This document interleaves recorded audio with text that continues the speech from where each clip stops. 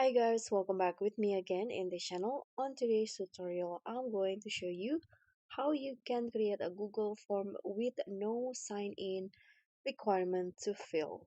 So in here, I've already opened the Google Forms page and I want to create a form. So I'm going to just click on this blank form, and if you want to make it as without sign-in requirements for the respondents to fill, you need to go to the settings in here, then click on the responses section, tap on this drop down,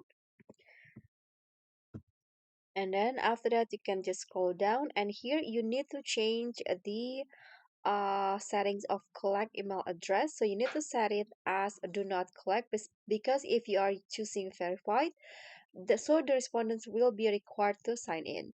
So click on do not collect, and the second settings is here, the require sign in. You need to make sure that this is off like this, or disable or gray like this, because if you activate this, the respondents will again be required to sign in.